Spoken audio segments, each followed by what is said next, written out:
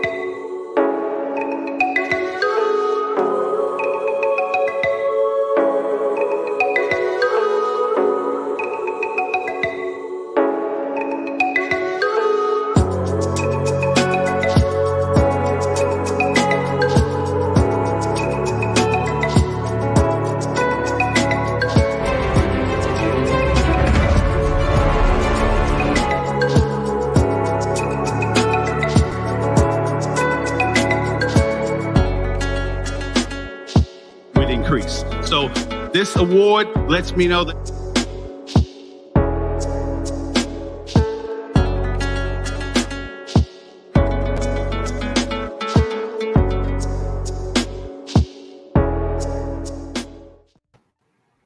good morning.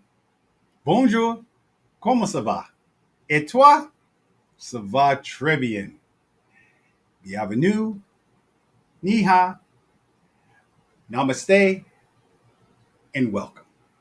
Welcome to another exciting episode of Gem Hunter Stories. My name is Barry B. Mixon, and I am a gemological storyteller.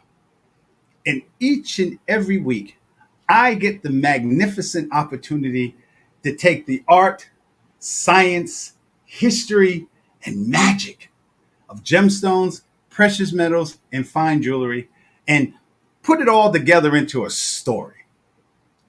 What I've discovered over the years, what I learned each and every week, it's so many of the same characteristics, the same concepts, the same traits that we find in gemstones, we can find in people.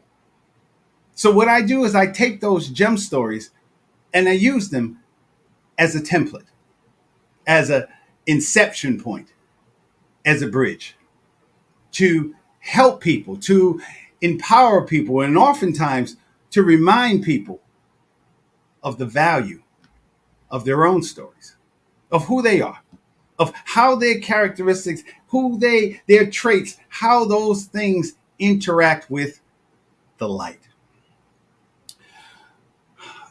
You know how you get to that point where you realize that everything that you've been doing all your life has led to this moment. That's what happened to me this week. And I want to start today's show, first of all, by thanking all of you for, again, your continued support, your comments, the things that you are sending me emails and texts about. Thank you so much. It helps this show to grow, to evolve, because that's why it's called Gem Hunter Stories. This is not just me. This is us. These are all our stories, because gemstones are a part of all of us. And I want to start this week by saying a quote from my favorite book. Yes, I just have it laying around all the time. As a Man Thinketh. Very soon, so altered has his mind become that the workshop can no longer hold him. It has become so out of harmony with his mentality that it falls out of his life as a garment, is cast aside.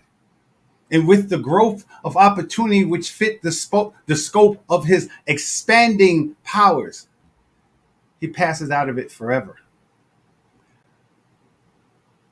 I can't believe that once upon a time I didn't believe in metaphysics.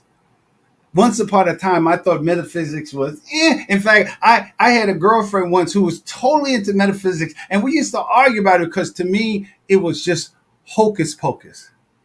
And now I see a whole brand new light. Thank you, Barbara.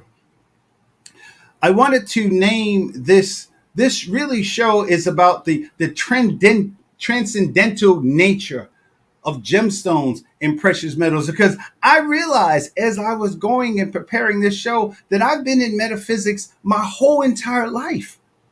Everything that I've done, including the symbol of the gem hunter. This is my symbol for my company, my logo, it's almost a religious symbol for me and for the world. Rubies, emeralds, sapphires, citrine, which is quartz, gold, and of course diamonds. These gemstones and so many others, the whole history of mankind revolves around these gemstones, these minerals, this metal.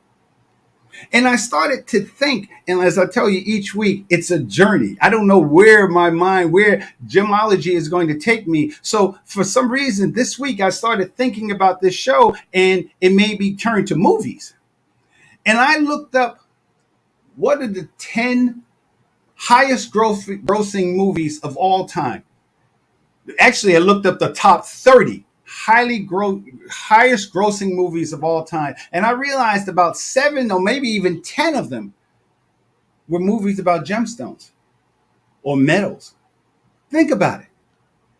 When you talk about Superman, the Man of Steel. What was Superman? Superman was a being that came from Krypton. His mother and father sent him from their home planet of Krypton, and he lived in a place called the Fortress of Solitude, which basically was a crystal palace. And in the movie, you saw his father, Jor-El, give him a crystal and told him that thousands of years of Kryptonian knowledge and science was contained in that crystal, a gemstone. Not to mention the thing that was able to kill the Man of Steel was kryptonite. And for those of you who think kryptonite is just a comic book thing, there actually is a thing called kryptonite. They just discovered it about maybe 5-10 years ago in Serbia. And they found that many of the same characteristics that you find in the movie Kryptonite is in real kryptonite. Kryptonite. If you're Superman or Superwoman right now, you might be feeling something about seeing this stone. In The Wrath of Khan and Star Trek, one of the first sci-fi movies on, at least for the whole world, at least when I was a kid, I watched Star Trek all the time. The USS Enterprise was powered by a dilithium crystal. Yeah, it was a crystal. Here it is. A dilithium. This is from one of the episodes. Dilithium, two lithium together. And what a dilithium crystal was able to do was to balance two major forces of the universe, matter and antimatter. That's where the power came from. This is an authentic dilithium crystal used in the movie, used in Star Trek, all the series. And in The Wrath of Khan, if you remember, which was to me the most beautiful scene in all of science fiction, when Spock had to make the decision to save the ship, and he had to go down and adjust the dilithium crystals. And that was the scene when he said to Kirk, "I have been and shall always be your friend. Live long and prosper." And when he died, I and so many millions of people felt that death. I felt sad when I posted it, when I put this together, just because I remember just that friendship. And it was over a crystal. He gave his life by adjusting a crystal. Star Wars. You know how I feel about Star Wars. Anybody who knows, this is religion for me. And what powers a lightsaber? The weapon of a Jedi Knight. What powers it? What gives a lightsaber its power? It's called the Kyber crystal, which is very rare, found on only a few planets on the galaxy. In fact, Kyber crystals is normally naturally, when you follow the pattern of it, Kyber crystal is actually a colorless gemstone. In its purest form, it's colorless, and it's only once the Kyber crystal comes in contact with someone who is force attuned, someone who is in tune with the power of the force, that the Kyber crystal changes into different colors. Each color is a representation of who that person is on the inside. That's why Darth Vader's his lightsaber was red, where Luke Skywalker's was blue, with Yoda was green. Mace Windu was purple because he was in between red and white. So basically, it's in that in between page, and that's what he had the powers of. He was more of a gray Jedi because he had the knowledge of the light and the dark sides of the Force. And not to mention, the Kyber crystal was the thing that empowered the Death Star.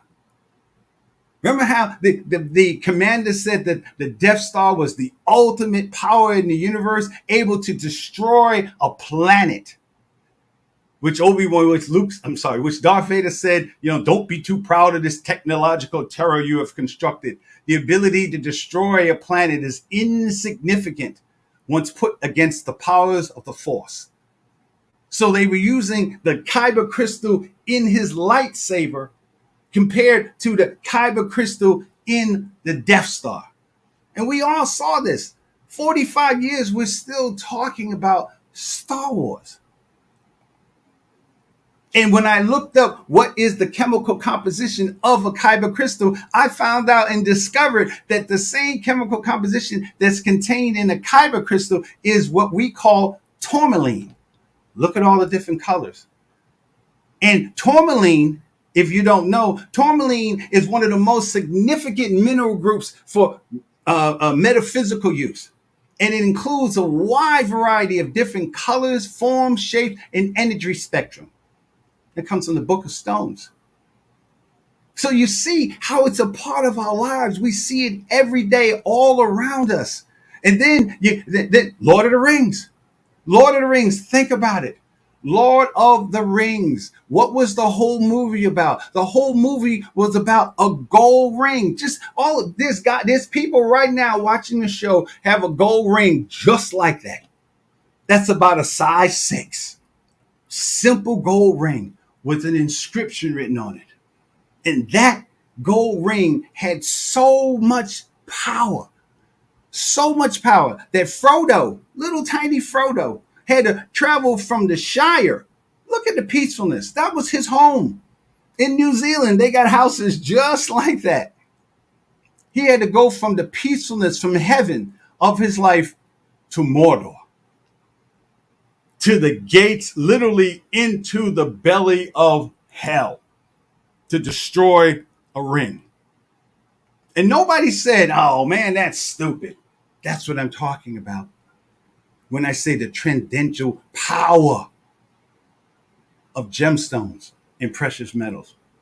We all saw that movie. Millions, billions of dollars. It's on that top list of greatest of movies, highest grossing movies of all time, Lord of the Rings. So we understand it. We understand what it does. We understand what gemstones do on every level, because no one ever asked the question. No one says, no, come on, that's not real. That's just a gold ring. It's just a mineral.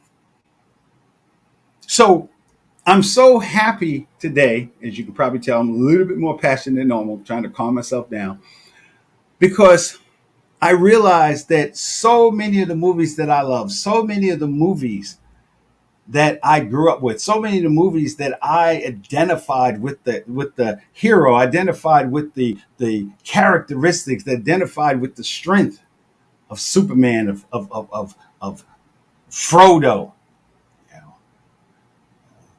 Spock, those things I grew up with, those things that we grew up with as people, as a civilization. We understood these modern 21st century stories. So in honor of that, I decided that I was going to create a new episode, a new section of Gem Hunter Stories called Creating Magic.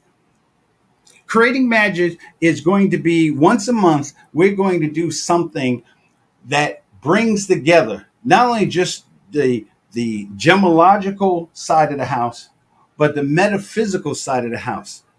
And because it's so important, because it's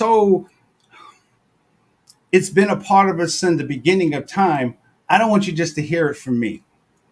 I wanted to bring in someone else who has an expertise in metaphysics, and not so much the metaphysics, but the mythology of this. And this week, what we're going to talk about, we're going to start out right from the top. We're going to start. I looked. Here's the reviews. Here's the movie. We're going to start out with the second highest grossing movie of all time, The Avengers, The Endgame, $2.8 billion.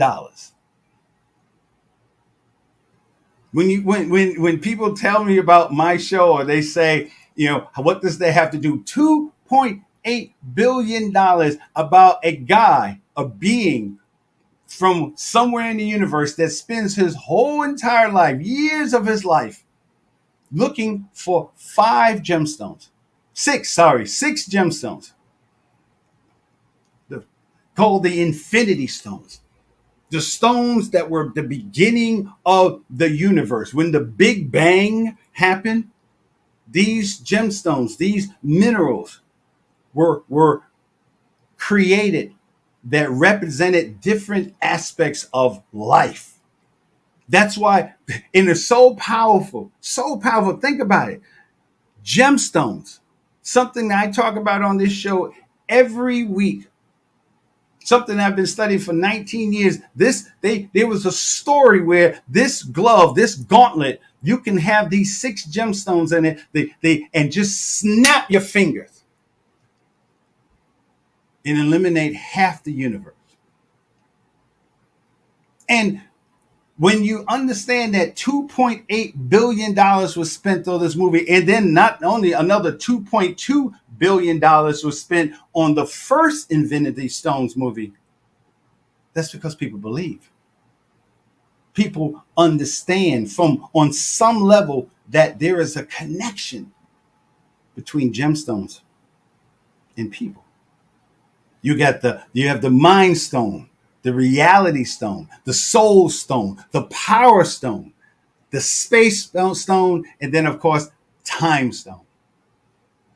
So that's what we're going to talk about. We're going to me and my brother, my Marine Corps brother, Charlie Jones, we're going to talk about different aspects of that. And each week we're going to literally look at how gemstones and precious metals influence our culture, influence who we are, and ultimately how we can take those same influences, those same characteristics that we imbue with gemstones, how we can turn it back on ourselves. How you can take that same concepts and those same different traits and apply it to yourself. So go ahead and take a break. Get something to drink. If you haven't already got it, Barbara's going to bring up Charlie and show a commercial, and then we're going to come back, and I'll see you on the other side.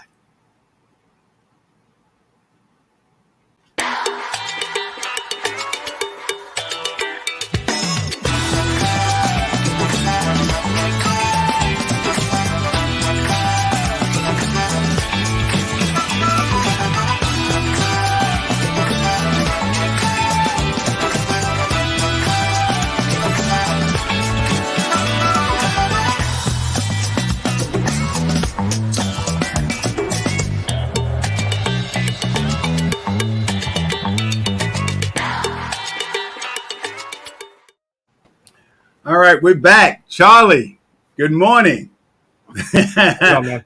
Sample 5, man. So First of all, welcome. Thank you so much for taking this journey with me. Charlie and I have been talking about this for a while, and we just realized that we would have these long conversations about different movies. And we like, why don't we just let other people know? Because I've learned so much from Charlie just from the mythological point of view.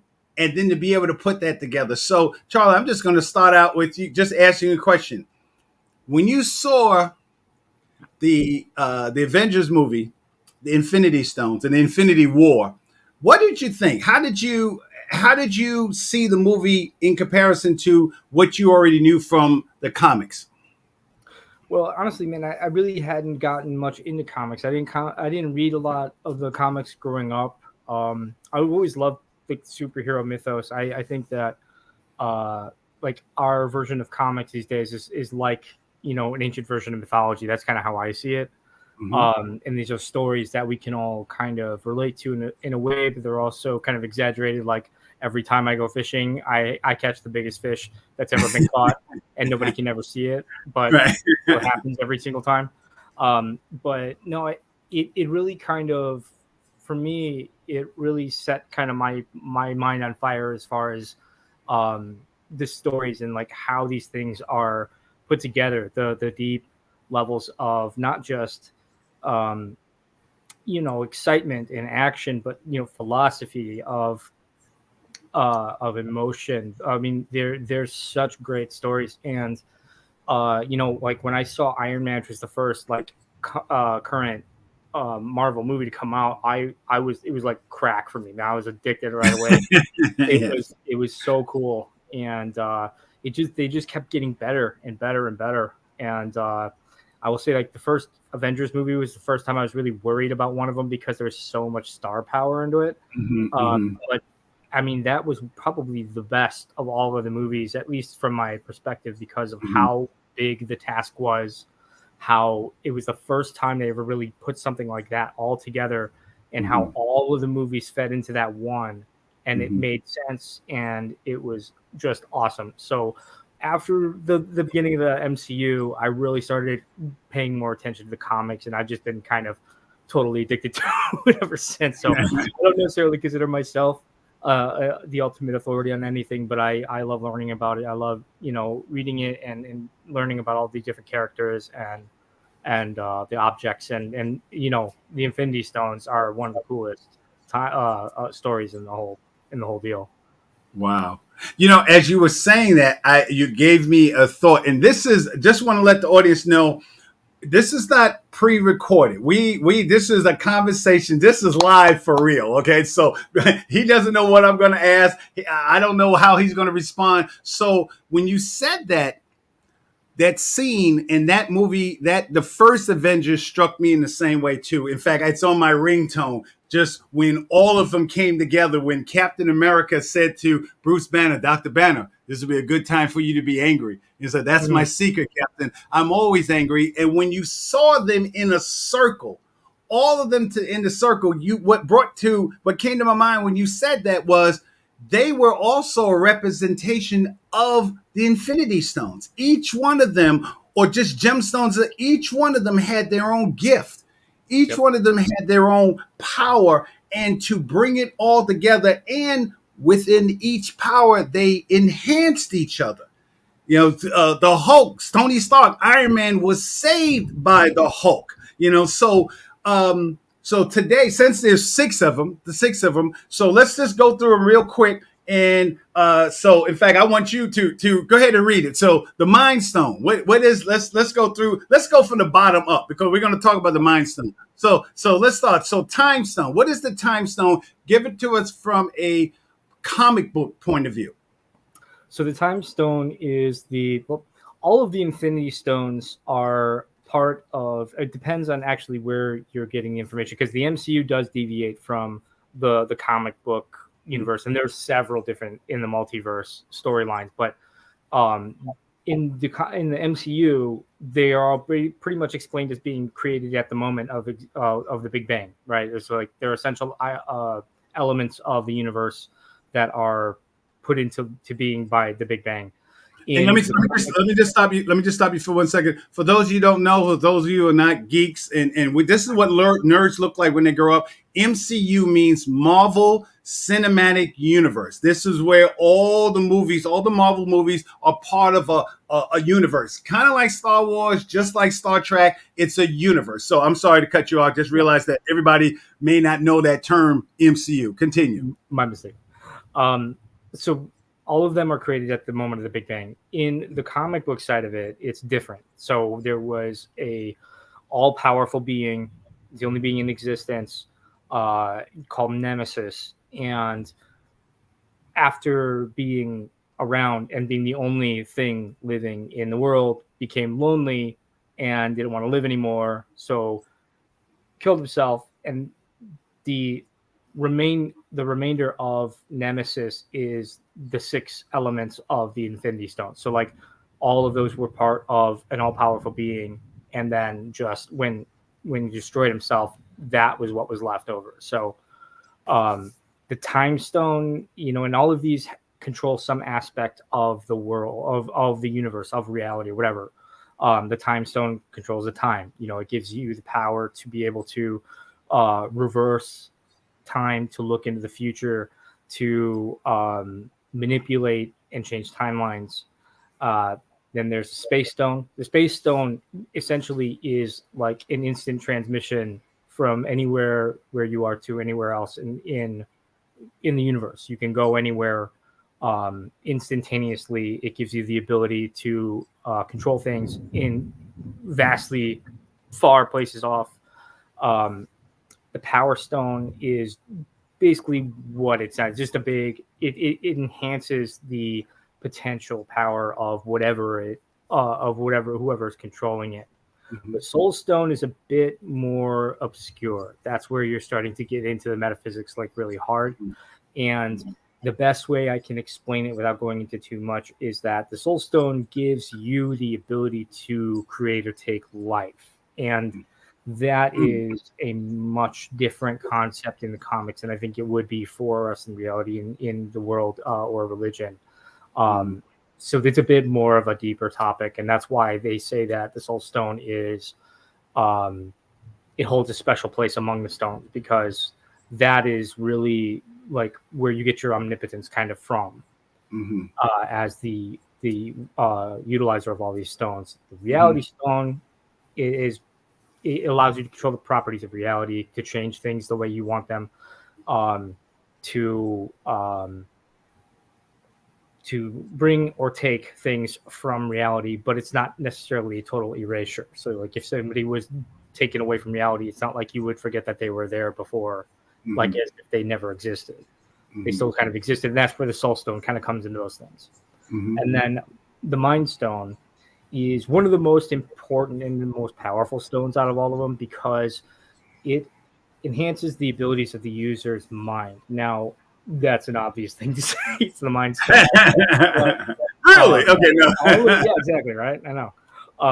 All of the stones, they complement and enhance each other in certain ways. So, like, the Mind Stone, you need to have an exceptionally powerful mind in order to use the stones to their fullest abilities, and that's one of the things about them.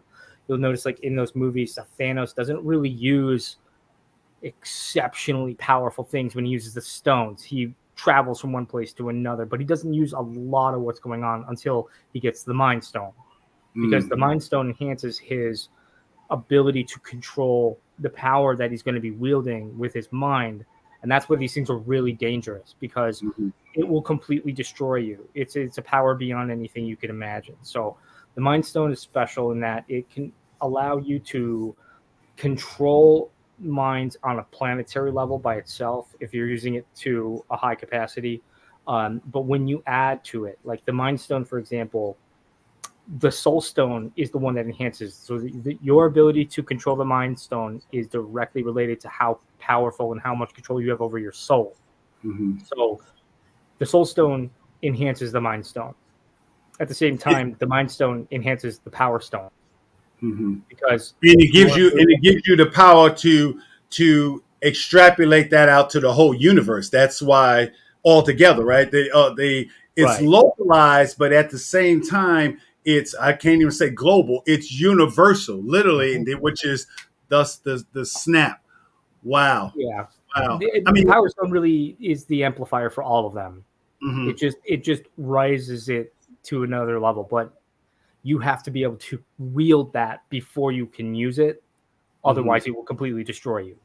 And that's why only beings of great power, like Thanos, for example, being a Titan, is even he's wrecked when he uses them because they mhm, are so powerful. Even though he has all 6 stones and he has this mhm, omnipotence, basically, it's mhm, still more than his body can handle. mhm. And that's what Wow. makes them so dangerous. Yeah. What got me as we were talking about this and doing the research in preparation for today was just the clear cut analogies between the Marvel universe, the MCU, in the 21st century, and stories that go back thousands of years. So when we talk about just even the colors, we're talking about the different colors that each gemstone have, and each color of the Infinity Stone has a represent is represented. That's the word I'm looking for. Is represented in a real gemstone, in a gemstone that we're familiar with. And in case the Mind Stone is represented by 3 different gemstones. So, I mean, you're talking about a stone that literally allows you to manipulate people's minds. It allows you to manipulate through telepathy, through telekinesis. I mean, think about that power, and then think about how gemstones like citrine or yellow tourmaline or crystal beryl, which are all yellow gemstones, how those gemstones, when you read, and we won't get into it right this second, but how those gemstones will all relate to the mind in the same way. And that's what's fascinating to me, how these stories continue on all these, I mean, literally centuries. These are stories that continue. So let's go back to all in fact, let's just stay with the Mind Stone. So in the comic book, is the Mind Stone a Yellowstone? So here's where those deviations start coming in. The movies, it is the Yellowstone. In the comic book, it's actually the Blue Stone. Mm-hmm. So the Reality Stone, which is red in the cinematic universe, the MCU, is Uh-huh. actually the Yellow Stone, and the Power Stone is the red stone. But the Mind Stone is actually the blue one, which is the Space Stone in the Mm-hmm. movies. So they do deviate in that way.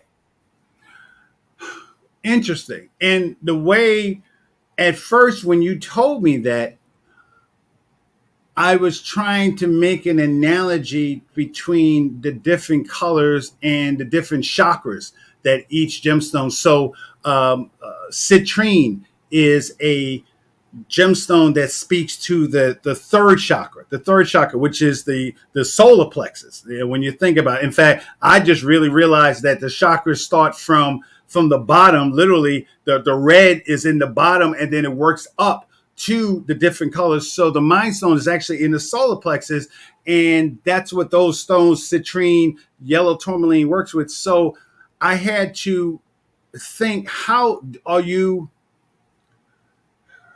stuck? Like, if you believe the Mind Stone is yellow, and you say, okay, that's the Mind Stone, do you feel that people should be stuck by the comic book version of it because it's blue? How does that resonate for you? I think that that's a that's a good question.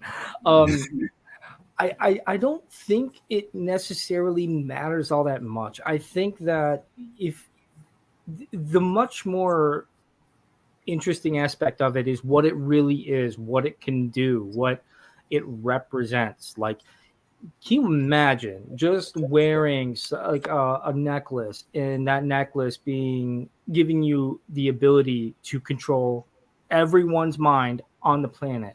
Like, you think of people like Professor Xavier from the X-Men, who's most powerful psychic force in all of canon, basically. and he actually becomes a wielder of the Mind Stone in the comic universe. He doesn't obviously in the movie. Really? Yeah. Really? At one point Oh, he does. wow. Okay. And I can't even begin to imagine the implications of that, because when you talk about him, even on Cerebro, he's so powerful he can kill everyone on Earth without really trying that hard, Wow. just with his psychic abilities. So when you give someone like that, who has that much power and control over his own mind after so many years of learning how to do it and in training himself and becoming really a master of his craft, and then putting something like that in his hands, you can imagine just how terrifying somebody like that would be if they had bad intentions. And that's Wow. the thing I think is interesting about it. It's not necessarily the colors. I think the colors are interesting in the way they are chosen. I would imagine that if we had a chance to talk to the directors, they would talk about that a bit, why they decided to go from blue to yellow, why they decided to make them the way they are. And, maybe they just felt it more accurately represented what that stone does. I have no idea, but it would be an interesting conversation to have, even if it was a short one, because you want to know what that deviation came from. But then you also have to understand too that there are several timelines. The multiverse is basically infinite. So there's very possible that, they were a different color in a different universe. And here's another thing about the stones as well. The stones are not useful in any other universe than the ones that they are from. So you cannot take the Mind Stone from your reality, your universe, into another reality or another universe and use it. It would be completely useless. Let's stop there for a second. Think about it. Think about that from two things that you said in what you were saying for the last minute or so. The colors don't necessarily, you're not held captive by the colors. It's about, which I talk about every week on this show. It's about the belief of it. It's the belief of what that stone can do. So, I mean, you talk about the Mind Stones. Citrine is the representative of the Mind Stone. I have citrine as a part of my logo. I have citrine on. I don't have my ring on right now, but I have citrine in the ring, and I can't get my 8-year-old to do what I want her to do. I just really can't. But I joke, but imagine that's what we do when we wear jewelry. We wear jewelry, not just the 21st century, but we wear the whole history of gemstones and precious metals are filled with stories of people who wore gemstones as not just a thing of beauty or a thing of ornamentation, but also a connection to a higher power. So let's look at the Power Stone. The Power Stone is purple. In gemology, in the gemological world, purple, well, there's different gemstones that have purple, but most people think of amethyst. And amethyst is a stone of purple, is a stone of royalty.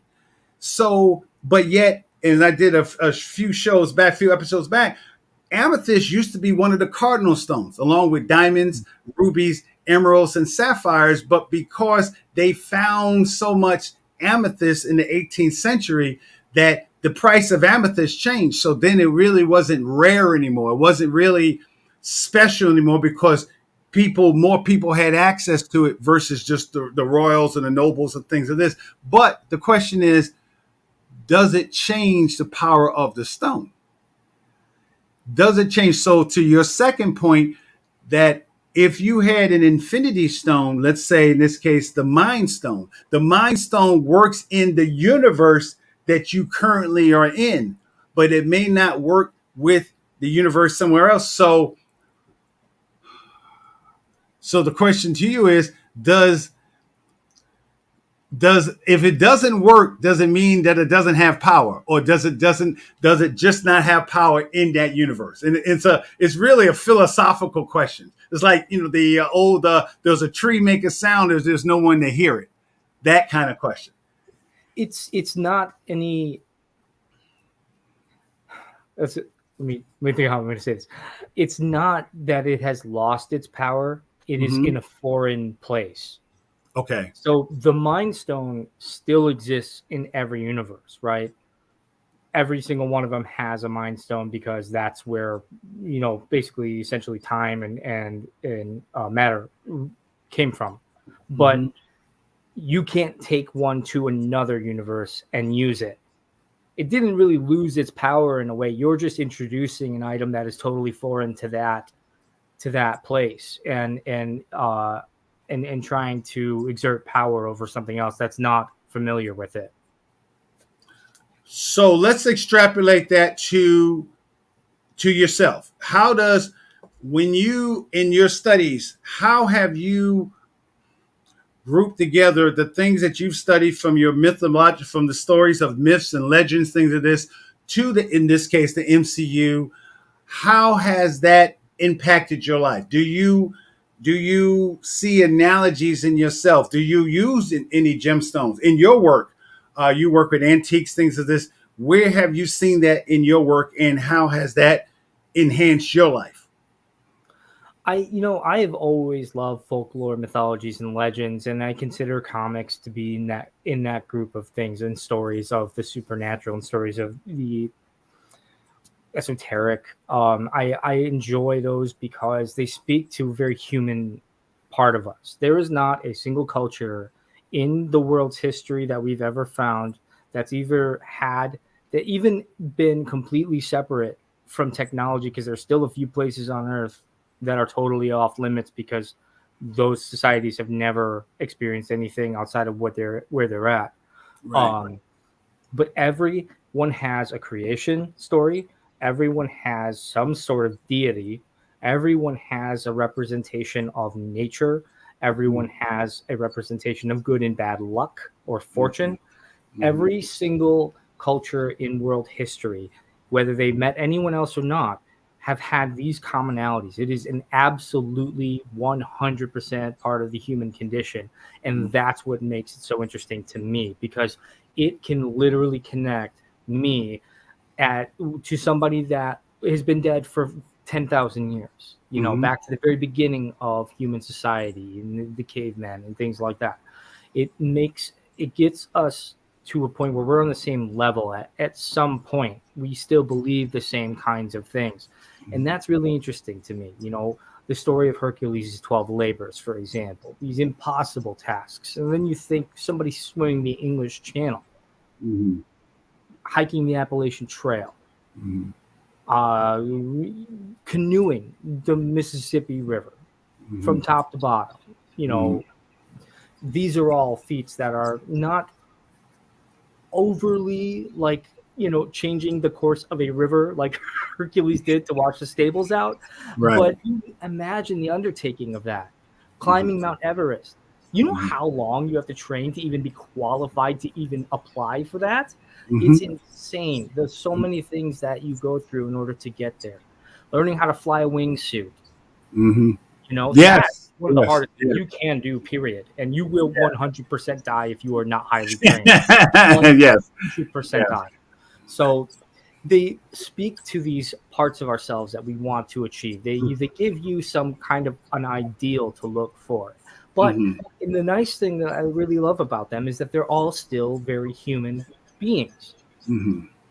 Thor has a really bad temper and he does some really dumb stuff, but Mm-hmm. he's one of the greatest warriors, if not the greatest warrior of all time in Mm-hmm. I'm sorry. Marvel. Who did you say? Uh-huh. Did you say? Did you say Thor? Yeah. I thought Thor. Okay, gotcha. Just want to make sure. Yeah. Yeah. Yeah, I mean, he's one of the greatest warriors ever born into the world, in Marvel. But he's also the same thing when we talk about Norse mythology, right? Like, Right. Thor is absolutely a god. He has Mjolnir, the hammer that he used. That was one of the characters that was actually taken out of a real mythology. Mm-hmm. Um, Captain America, okay. Why is Captain America the leader? Because he's the best leader. He's not the strongest. He's not the fastest. He's not the smartest. He's the best tactician, but he knows how to employ everybody to the maximum of their ability, and that's what makes him a good leader. He can motivate people, and you ever listen to one of those speeches? Holy crap, he's so good at that. Mm-hmm. And he gets everybody. And like you said, one of the favorite parts of the entire Marvel series, I'm always angry. Who asked you? Who he's talking to? He's talking to Captain America. It's that scene.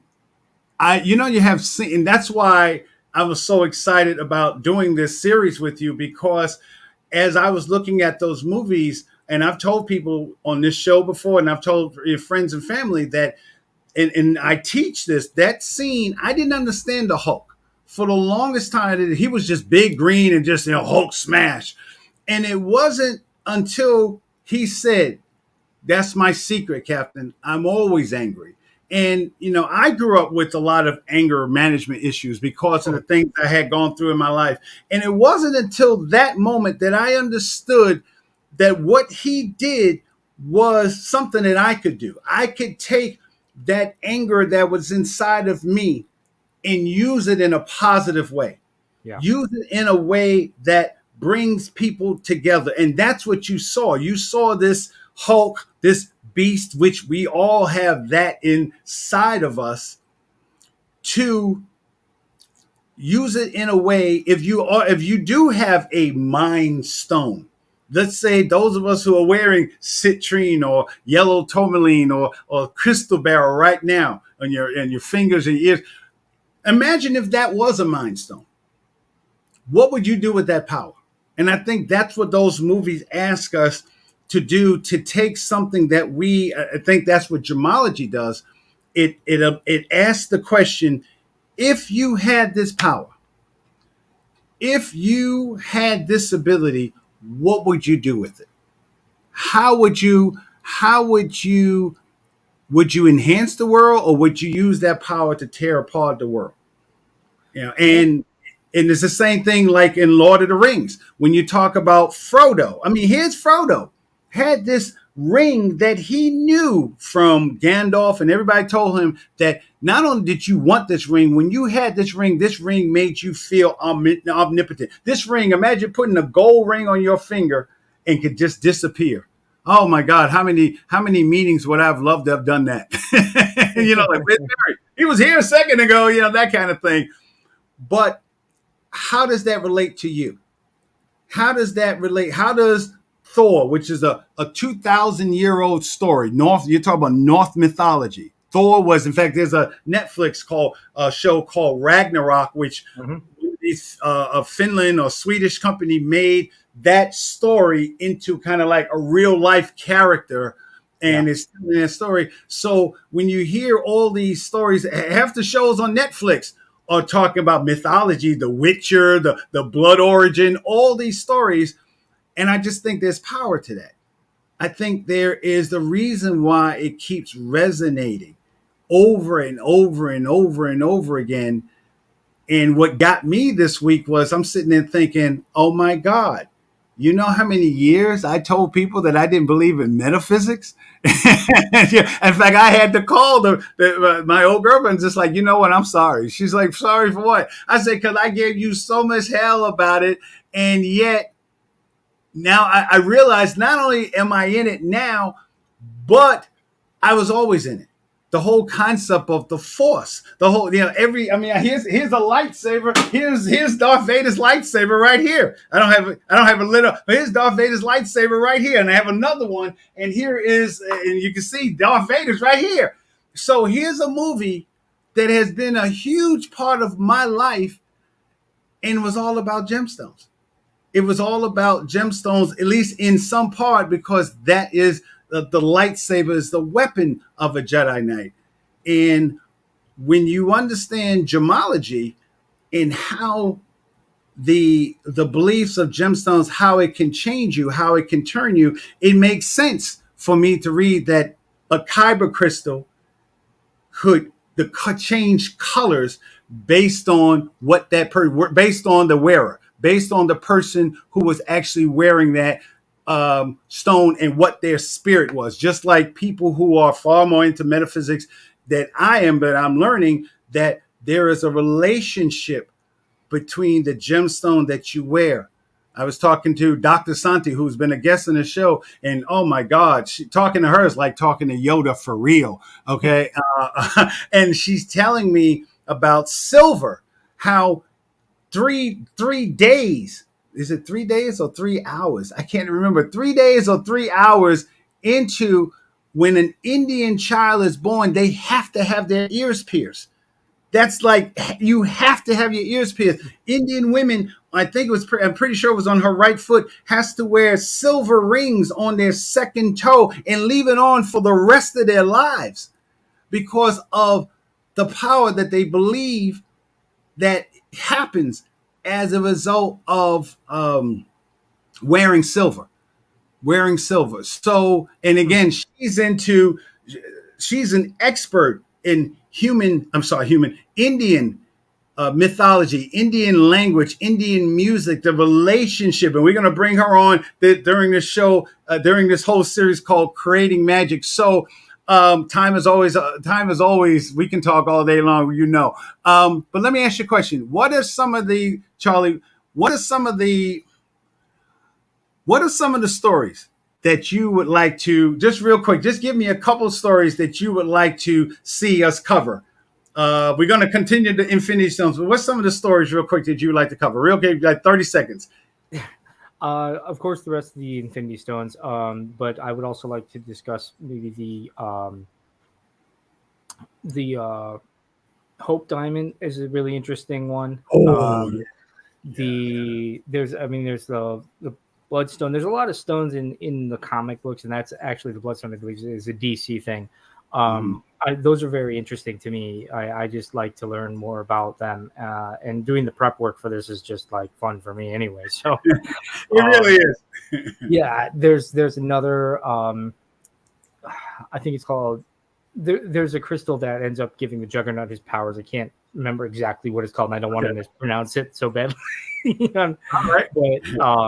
But yeah, I mean, all of these mythological pieces. The ring from Lord of the Rings, we could talk about that all day too, because of the corrupting ability it has, and how appropriate is that for people when to talk about gold. So, but let me cut you off because I got my producers giving me my little bar. So thank you so much, Charlie. And again, I think I speak for the whole audience.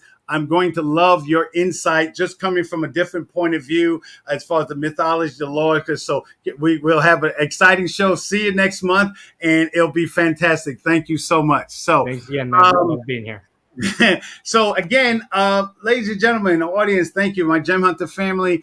I hope you get involved in this. I hope continue send me your texts, your messages, your comments. Tell us the stories that you want us to cover. Let us do the research. Let us put it together. Send it to us. You can give it to Charlie. You can give it to me, or send it to me to give to Charlie. And I want this to really be a family event where all of us, the Gem Hunter family, are going through this journey of connecting gemstones, folklore, mythology to our own lives. All right. So again, we've come to the end. I hope you got a lot out of this show. Just a quick program, that later on today, I'm going to be doing a workshop on what it takes to literally do what I do for Toastmasters. So I hope I sent the link out on Facebook. I hope you get a chance to take a look at that. Again, it's Charlie Jones. My name is Barry Mixon. I'm a gemological storyteller, and I hope you take time in your life, in your day, to begin to discover the journey of discovering the value of your own stories. So until next week, au revoir, à te tella, voilà.